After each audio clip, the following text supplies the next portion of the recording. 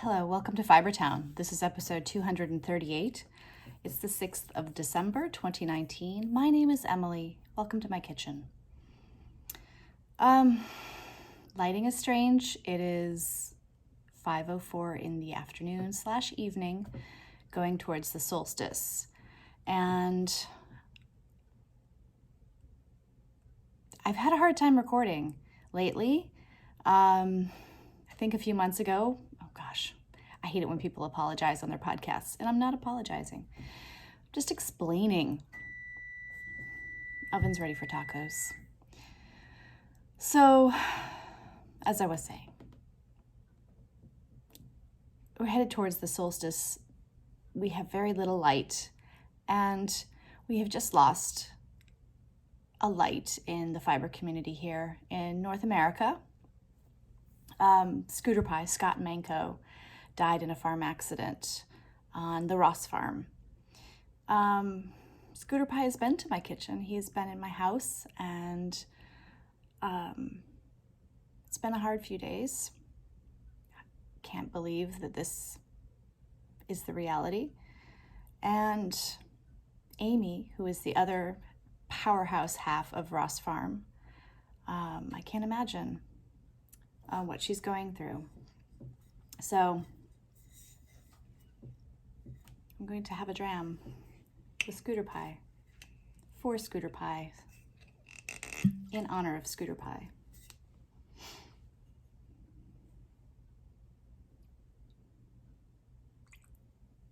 On a kind of empty stomach.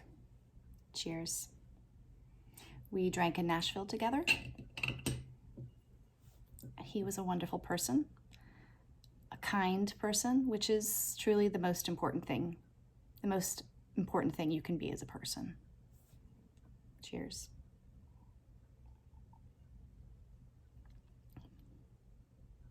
Delicious.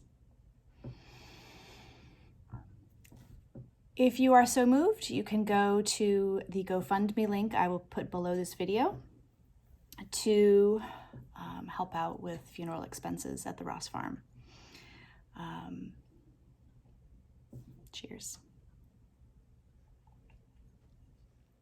So I thought I would answer two Ask Fibertown questions. I'm a little distracted right now because I have the Lagavulin lighting a fire in my belly here. This is a delicious Lagavulin, and you might wonder why this fairly new bottle is almost to halfway, and that's because a few friends and I drank a fair bit of it last month. So I do have two Ask Fibertown questions to answer, but I thought I'd show you two works in progress. Sorry about that. Alice found a new old toy under a piece of furniture, and she's playing with it. Oh my gosh. Okay, so it is the Advent season, and I thought, hey, why not? Let's pull this out again. So I've put a square on it every day in December. I think this one, these two. How many is that? 3. This one, this is a mohair blend. That's 4, 5. Sorry, I've not been holding them closer. 6. I think this is a La Bien-Aimée mini that I got from the store. Yeah, so I have 6 so far. And I've taken the liberty of napping under this occasionally. Yeah, it's not quite half of what I want it to be. Sorry, I'm not apologizing for my hair. I'm just marveling at how poofy it is. This is fresh showered, natural me. Dark circles under my eyes and all. All right, so that is work in progress number 1. And I actually looked at that. I think I've been knitting on that since the fall of 2015, which seems like a different world, doesn't it? Yes, it does.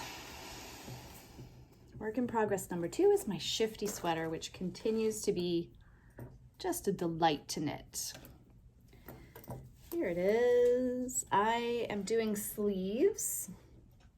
kind of 2 at a time. I'm doing, I have a ball of yarn in there, the blue, and I've sort of taken a break on this one so that I can do the blue on this one. So I want them to be fairly similar because I don't trust my ability to take notes on what I'm doing on these sleeves.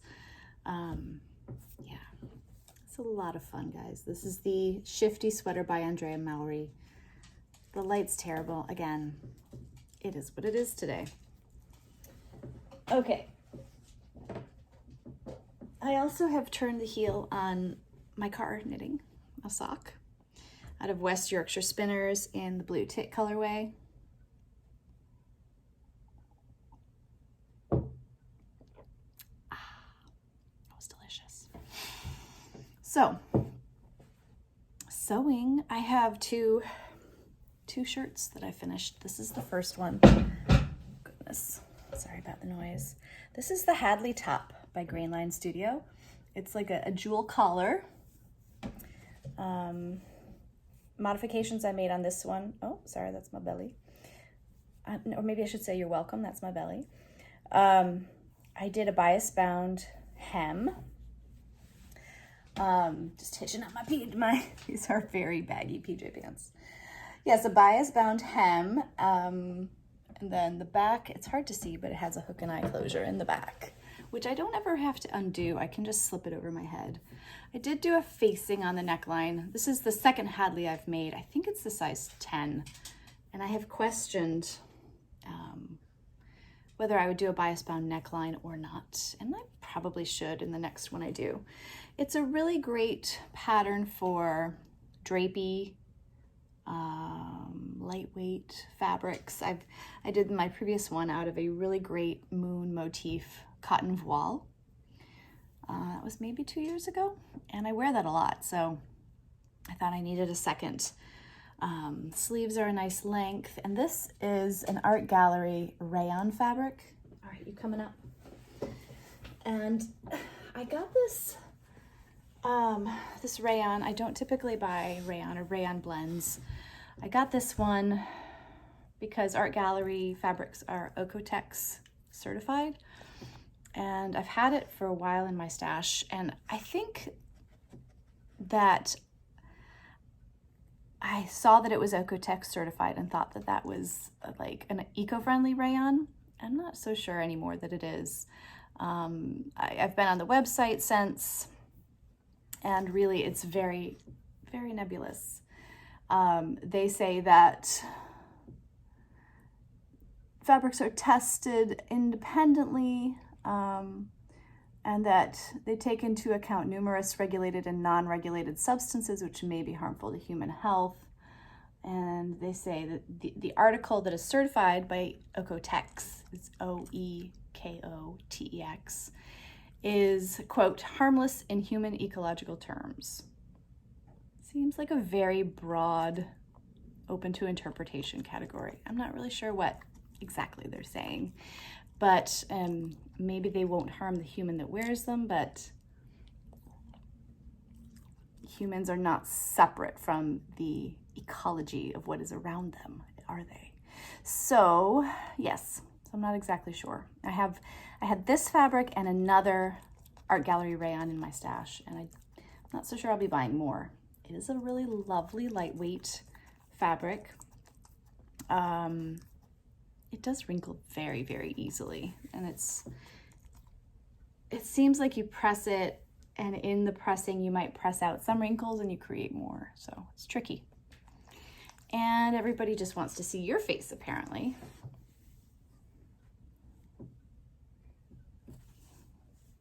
Are we not gonna do cheek to cheek? You're just gonna hog the spotlight. Okay, so I have made this Hadley top, and okay, you're getting there. I also made a Callie shirt that I'm tempted to change into. Oh, but it's still damp. I washed this for the first time. I used a Japanese cotton lawn. Oh, it's just such a subtle, delightful fabric. Now, I've been taking really meticulous notes on my sewing makes, trying to determine exactly how much yardage I really need of something so that I can buy more eco-consciously yardage and have less waste, as well as price in terms of financial output. So I didn't have, I think I had a yard and a third maybe, or sorry, 2 1/3 yards or 2 yards. I'd have to check my book. And I never take into account that some fabrics do shrink when you wash them. And I always pre-wash my fabric, but yeah, this one did shrink, I think. So I didn't have enough for some things that were cut on the fold, for example, the collar stand and the under collar. Well, both collar stands, because there's one on the inside and one on the outside. I used this navy blue linen that I had made into a skirt that didn't work out. And I also did these cuffs. So this is the long sleeved Callie. And that means I did 3 sleeve plackets. 3. And you may notice that for these buttonholes, I did, actually not for those. The buttonholes are different in the entire garment because I used up leftover bobbins. So for this one, it's sort of a grayish green bobbin and a blue upper thread. At any rate, I did the popover placket, which means that you don't have the full button down. It's very comfy. I did a back pleat. Yeah, it's a great, great shirt. I need a new pair of ginger jeans to wear with this because I want a 3rd pair. I have the fabric for a 3rd pair. So that's what I've been sewing. So I'm going to talk about the 2 Ask Fibertown questions that I've been meaning to answer for ages. I've been recording now and then a day later I say, totally forgot about those questions. All right, so, excuse me, one relates to spinning and one relates to sweater knits. I'm gonna answer the spinning one first. And I have a gigantic pile. You know what? I'm gonna answer the sweater one first because those are the sweaters on top of the pile. So, if you have asked a Fibertown question, you're my favorite. However, if you have also pressed like on one of my videos or commented, you are also my favorite. I love that. Keep it coming. All right, so Flonners, hi Flonners, says, hello, my fellow knitter. I have a question. Out of all of your hand knit sweaters, what are your top 5 favorites? Anyone want to hazard a guess?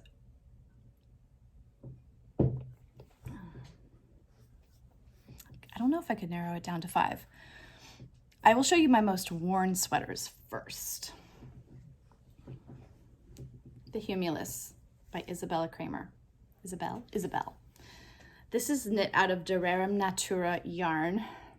And this yarn, I love it. It's woolen spun. It's so lightweight.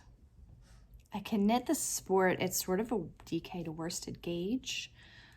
And I love this sweater. I wore this so much last year. I do have a couple more sweater lots of this particular base, different colors. So that's number 1. So we're going for most worn. I would have to say my 2 breezies. I'm going to count them as 1 sweater because it is 1 pattern. Where is the second one? Oh my gosh, if you have been watching this channel at all for any length of time, I'm sure you've seen my golden pear breezy. I knit it many years ago. Should I see how many? I think it might be 2012 or 13. I don't know, but it's the Breezy Sweater by Hannah Fettig. And it's a waterfall open front cardigan. So it's a fingering weight yarn knit at a very loose gauge. I knit my first one on US 6s in 2012. So it has had 1 repair so far, and I just, on the collar bind off, it popped again. That bind off popped in another place. I was a tight binder offer in 2012, so that bind off has really suffered. I knitted out of Volmai's lace, which is really like a fingering weight yarn, light fingering, and constant use, almost all seasons. Like when I've traveled, I always take the Breezy with me, wear it on the airplane when it's cold, even in July or August. It's just, for me, the perfect sweater. So here's what I wrote about it in 2012 in my Ravelry notes. I cast this on last August. I love this kind of Hannah Fettig sweater for car knitting, which is where I did the final push to finish it. I think it's going to be an awesome addition to the cold weather wardrobe. Little did I know in 2012, it's an awesome addition to the year-round wardrobe. Yes, it is a great sweater. So that needs a mend. It's gonna get a mend for sure. Now I knit a second one. It's funny, you know, knitting this in 2018-19 out of St. Kilda lace weight. You know, I'm a much different knitter. I've relaxed in my gauge somewhat. I steeked it. I put in several steeks to make the sweater much more efficient to knit because it's a lot of back and forth knitting. It has a lot of extra fabric in the front. Here's the front. This is the neckline. What the heck, I'll put it on. It goes with everything. Yes. So you can wrap yourself up, tuck this in if it gets really cold, which I've wrapped up several children in it from time to time. Actually, the other one. Yeah, this one is much more fragile because it's St. Kilda. It's a true lace weight, this one. I think I also knit this one with US 6s. My nose looks super red, must be the Lagavulin. Also no makeup. So let's see, this Breezy was cast on, here it is, St. Kilda Breezy. No notes. Yeah, Blacker yarn, St. Kilda lace weight. Yeah, these sweaters take a year. Excuse me. I started this one in December 2017 and completed it February 2019. It's a great sweater. So my Breezies, and what was the other one I said? I think that's the only one I said. So favorite sweater so far, Breezy. My Lovage. Love, love, love. The Lovage by Marie Wallin. I knit this out of a great variety of yarns. This was a very therapeutic knit for me. My first Marie Wallin. No, I just said no, I have three. I have three, this many. I'm this many. This many Marie Wallins. Oh yes, I think I have to include the Yell in my favorite sweaters. No comment. That's number 3. Now I have this sweater in my hands and I don't really know if I could say that it's my favorite. I do love the colors. And the yoke design, no, I can't say the yoke design. The yoke is not a great design. The look of the yoke is great. This is the Birkin, Birkin. And I did a thing on the Birkin where I had a very blousy effect in the back. And you can't see because it's brown, but I frequently have too much fabric in the lower back of my yoke sweaters, my round yoke sweaters. And I know this about myself, and I've done it again on the Shifty. I have knitted all the way to the bottom without decreasing rather. I might put in some darts with my sewing machine on that one. We'll see. I would like it to hug my back a bit more than it does. So this is another one that gets quite a bit of wear. And this is out of Hazelnut's sock. It's a superwash merino and nylon. I have fuzz in my mouth. And I think, who designed this one? designed this one? I wear this a fair amount, and the reason, oh, it's called Quill. Is it by Cookie A? No, it's, sorry. I named it Quill. The pattern is called Threshold by Melanie Berg. Yes. The colorway was Quill from Hazelnuts. The reason I wear this one a lot and the Humulus is that they are fingering weight or very lightweight. That's kind of a trend here. In this climate, they're just much more wearable sweaters. I can't wear a DK weight or a worsted weight or a bulky weight sweater unless it's freezing and I'm outside. Especially now, because I run a lot hotter than I used to, which makes me unhappy for wool purposes. Surprisingly, this one is a light worsted weight, but it's a cardigan. And I do get a fair amount of use out of this. This is Hallett's Ledge. And this was, remember, Twist. Does Twist Collective still exist? I don't think it does. But this was knit out of Dream in Color Classy. It just makes really gorgeous cables. It does have this ribbed bottom, which expands a lot. It looks very tiny. The colorway was Happy Forest, and I put these acorn buttons on it. I still love this one. I knit it in, when did I knit this one? 2011. I still wear it quite a bit. I have a thrifted shirt, polyester thrifted shirt that I wear underneath it. I don't know if I can wear that anymore with my increased temperature. We'll see. I wear this one a lot as well, and it's actually damp. I should turn it inside out. This is my breathing space out of Tamar from Blacker, and I think this was a hedgehog yarn, sock yarn. I would not do an asymmetrical hem again, but what's nice about this sweater is the amount of ease in it. Something I'm looking for more and more as I change in my sweater knitting. Big sweaters. When I used to buy store-bought sweaters, I wasn't looking for form-fitting ones. I wanted sweaters that were cozy.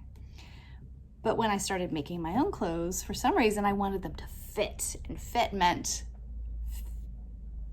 you know, be next to my body, next to my skin. That really is not what I'm going for. So, breezy, Hallett's Ledge, Yell, Lovage, breathing space, and what was that other one?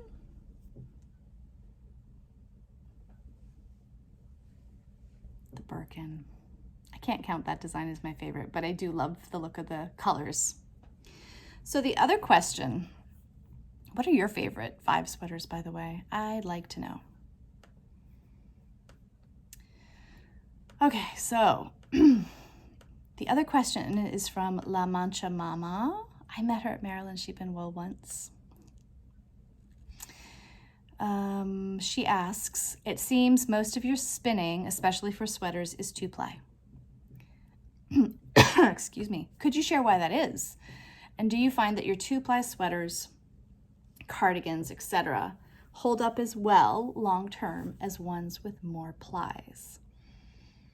So I think the first part of your question is answered with, well, it's a bit different when you're spinning for 2-plies. I don't want to spin very fine. You could spin an incredibly fine 3-ply, but I don't want to do that. I want to spin the way I spin and enjoy it, and then construct the yarn with the plies I have. Possibly the reason I do more 2-ply sweaters, well, it's twofold. They're typically lighter for me for the way I spin in this climate. They're more wearable. I get more use out of them, and I'm very into using what I make. The second reason is that I tend to, especially when it's a fleece spin, I tend to not keep the entire fleece. I tend to sell half of it, or whatever. I don't keep the entire fleece if I buy a big one. So I'm always concerned that I'm going to run out. And I'm currently about to test that with a fleece spin I'm doing. The Coopworth fleece that I'm about to, I need to ply what I have so far as a 3-ply, and maybe do an ounce ply, an ounce total, and then look at the yardage, determine the grist, look at the total amount of fiber I currently have, subtract a little bit because most of it is not combed yet, but there's a very tiny amount of comb waste. So really I'll be able to keep most of that fleece. And what I want to do with that fleece is knit a Siri cardigan, S-I-R-I. So I'm worried about running out. So if I'm not doing a cable knit sweater out of my hand spun, chances are I'm going to do a 2-ply for those reasons: climate and resources, not having enough wool, or potentially not having enough wool. Unless if it were a cable knit, then I'd have to make sure I had a lot of wool to ensure enough. I would never spin for a Gansey. That's the other thing I'm thinking of. What was the typical breed wool for Gansey sweaters, I wonder? I wonder if it was a down breed. That would make sense. All the friction and the wet weather in the fishermen, down breeds don't felt as readily. That would make sense. I have not read this Golden Fleece, but I bet she talks about it. So the other part of that question was, do they hold up as well? I think they do. This is, I'm pretty sure this is a 2-ply.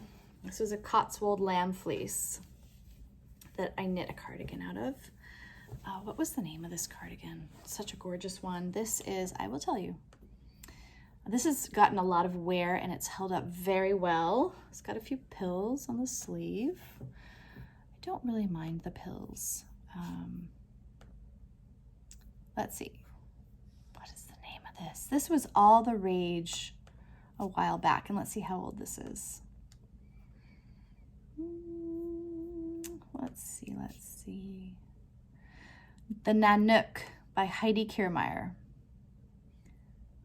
Oh, it's a 3-ply. I made the notes. Okay, it is a 3-ply. And I made this in oh my goodness. I made this in 2014. No, sorry. Hoggett Cotswold / Coopworth fleece purchased at Shenandoah 2014. I used a Ross Farm yarn in the ribbing, in the bind off. Combed, spun woolen, plied 3-ply. So I stand corrected. This has held up very well. This one, I don't think I've kept great records, and it's hard to tell sometimes just by looking at the yarn. This one I definitely know is a 2-ply because this was my Hog Island. This is the, what is this one called? This was also all the rage. Not prepared. This was from a pom-pom magazine. It was the Rocaine, and did some modifications. This yarn is holding up very well. Gets a bit of wear. This one, who knows? This was the Portland pullover. This was a breed cross named Opal. That's the back. You can see the seam. Yeah. Portland. I think this is, I don't know. Super well prepared. Portland pullover. Did I say in Ravelry? It's a 3-ply. Corriedale Rambouillet. So, this one, long wools. Just a tiny bit of pilling. This one, Rambouillet, Corriedale, a very fine wool and a medium to fine wool. Pills. So I wonder, what do you think? Not so much, or it could be partly the ply structure, the tightness of the ply, but also definitely the sheep breed. This one is a Coopworth, I want to say a 3-ply. This is the Carbeth. That was another fleece spin, and this one I did, maybe I put it down. 3-ply, chunky woolen spun. So I do 3-plies. A longish wool. It shows very little wear. Some on the sleeves. I think that's to be expected. This one I knit in 2018, and oh my goodness, in like 2 weeks. It was chunky. Okay, one of my favorites. Enchanted Mesa, Jacob. When did I make this one? I'm pretty sure this is a 2. This is definitely, is it definitely a 2-ply? I'm thinking it is. What does Ravelry say? So far, I've impressed myself with my record keeping. 2-ply. Okay, I made this in 2015 from a fleece I spun in 2014. It's a weird sweater to wear. Let's be honest, Stephen West. I did modify it so that the armholes were kind of symmetrical. Still, you do get an off-the-shoulder effect. It doesn't get a ton of wear. So how can we really know how well it wears? It's still beautiful. This one I've barely worn. I just finished it. I think this was no, I'm saying it definitely. It was a 3-ply. I don't know what I'm talking about. You all probably remember, some of you, because it was finished not that long ago. It was finished this year. Finished and started. 3-ply. Should have done a 2-ply for the lace, but it's okay. It was a chunky sweater. And my last one to show you, who knows? This was from Yogurt. Let's see. This is the last one, my Yogurt Cardi. For my first steek, I designed the back. I just took a lace chart, put it on the back, did a top-down raglan with a steek up the center, I-cord neck. Okay, so Border Leicester, Corriedale Romney. I didn't put the ply. This might be a 3-ply. Can you all tell? This has gotten a fair amount of wear. I'm looking. I'm gonna guess 3-ply. Yeah, I think it's a 3-ply. So, unbeknownst to me, I do make a lot of 3-ply sweaters, and they get a fair amount of wear. So I'll probably 3-ply that Coopworth. Yeah. So this has been a weird episode, hasn't it? The light's weird. Maybe I won't even publish it. Light's better here. I should have been here the whole time. Still, this is really quite.